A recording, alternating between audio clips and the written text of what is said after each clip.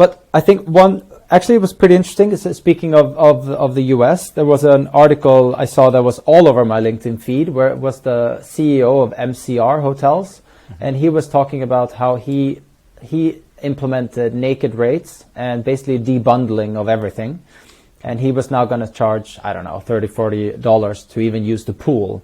And I thought about it, and I think that makes so much sense, because even if you stay in a Shangri-La or like a beautiful luxury hotel, you might have a different budget than someone else. And for you to just buy that naked rate, it makes even the luxury hotels much more competitive. And you can then debundle and sell all of the other items separately. So I think from a guest experience, it's fabulous. And then if you have a way to effectively upsell all of the other small, even the tiny items, can even be free things. That to me, it's a super guest experience. And also, I think hotels, well, I don't have any data on that, but I do know that if you have a booking engine that is very, very slim, and you have a minimum amount of clicks to get the direct booking, and you skip packages and unnecessary things in there, you have a higher conversion rate on your direct bookings, and you can then manage all of the upsells and packages separately pre-stay. I mean, conceptually, I love the idea. It's almost taking the airline model and applying it to everything, right? So many hotels now have gone and are continuing to go the amenity fee or the resort fee, or call it whatever you want, where everything is bundled up into one, additional $25 to $50 a night, maybe more in some cases.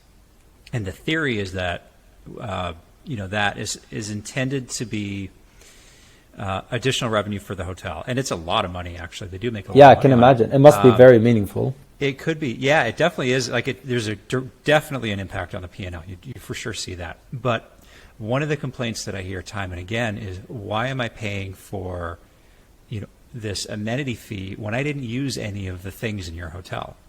Yeah. And that's a fundamental flaw, I suppose, in the approach, is that from the guest's perspective, it feels like a money grab.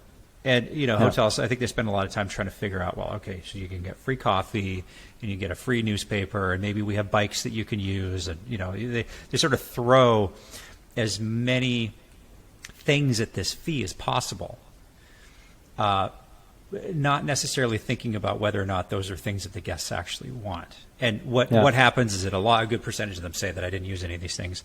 They complain about the fee. The fee gets hopefully it gets refunded at checkout after the guest complains about it, and maybe they never stay there again because they don't want to pay that fee. They go somewhere else. So I really like this idea of decoupling everything and charging for use. If you were in America, because this is interesting, because outside of the US, I believe resort fees aren't as prevalent, right? Mm-hmm. Like if you were a hotel that has a resort fee and you decide to decouple, would you then need to skip the resort fee completely, or would you have packaged rates where some include a resort fee and some don't? Have you seen examples of that? I haven't, but I don't see why you wouldn't be able to do that. I mean, that could be a package.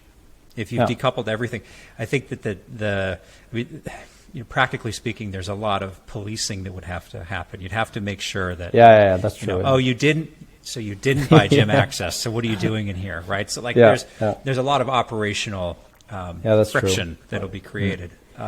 But I don't think that it's an insurmountable challenge. It's a really interesting way to look at it.